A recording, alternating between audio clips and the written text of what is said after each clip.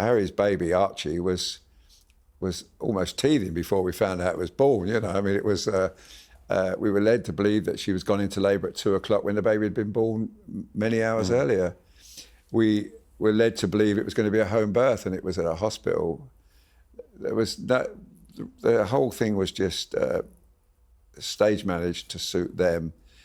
And in fact, I never stayed in Windsor. There was a royal tour to Germany with the King and Queen, and I went with them, and couldn't get away from Windsor quick enough. And I remember showing Camilla in I think Munich the first pictures of Archie that was taken by the Press Association. I remember showing her on my phone, and she sort of, and that was the first time she saw him. You know, so it was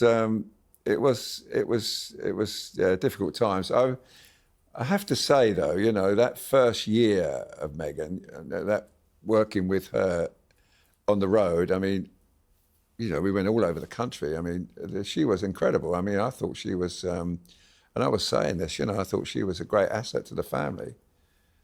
And I kept asking the palace if we could have a meeting with her. You know, the royal people, the people who cover the royals, could have a meeting with Meghan, like we did with Catherine. And, you know, so introduce ourselves and let her to know who was writing about her and photographing her.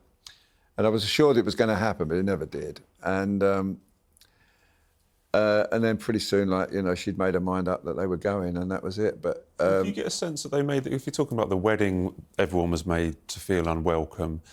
Not everybody, just the British press, yeah, just British the people press, that travel the whole world, and spend their whole life. All my life, you know. And then Oprah Winfrey had met them once. She was a guest.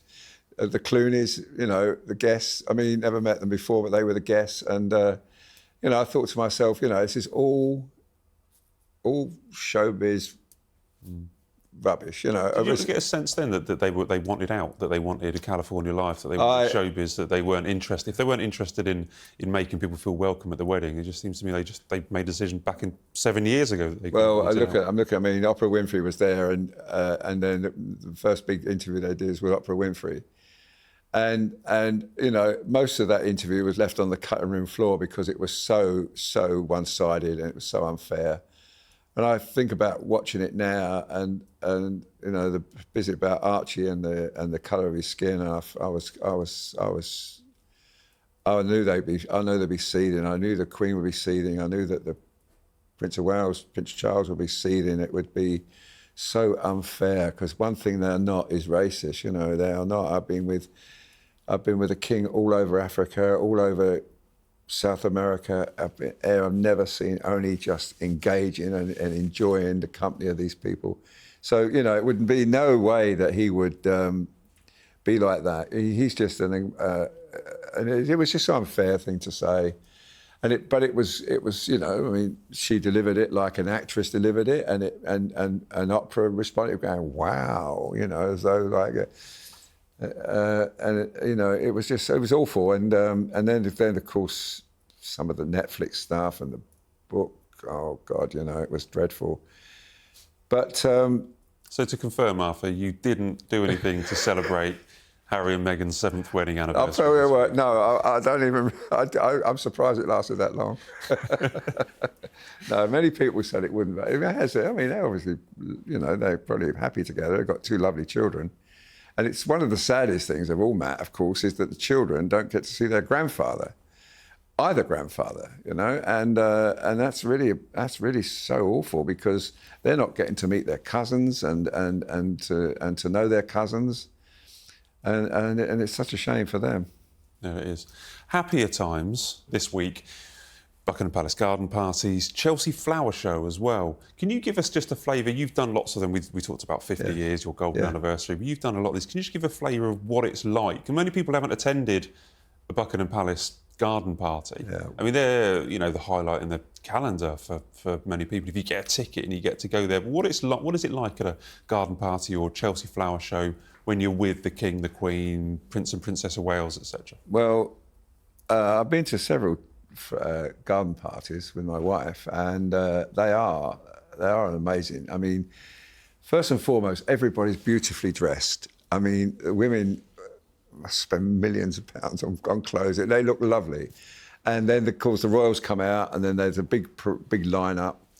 And people think that lineup is exclusive, but it isn't. If you're a member, if you've been invited, you can join that lineup and you get to meet the King and Queen, King or the Queen, one does either side. But the food is lovely. There's so much of it. The tea is absolutely, I mean, tea is my favourite drink. It's absolutely... I can testify for that. Tea is your favourite drink. And it's really, and you can walk around the gardens and the lake, and it's the most beautiful afternoon, and you see so many people, you know, or they know you, and it's a really, and the 2 hours, it goes in a flash, you know, it goes so quickly. But it's really lovely. And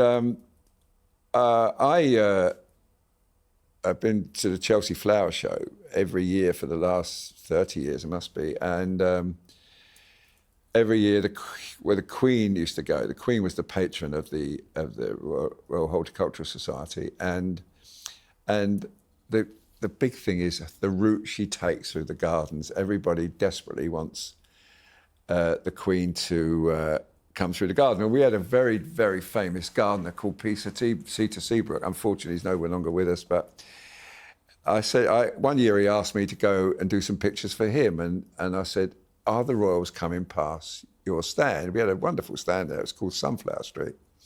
He said, oh, they never come here, never come to the Sun stand. I said, oh, why is that? He said, oh, no, they just don't. So I was there, and I saw Prince Charles walking by about 2 rows back. So I went over to said, Prince Charles, would you come and look at our garden, please? And he said, OK.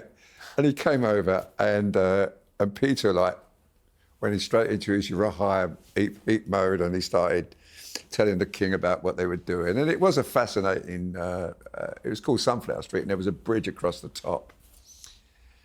And I think he won a gold medal for it that year, Peter. And next day we ran a big page of pictures of the King with Peter.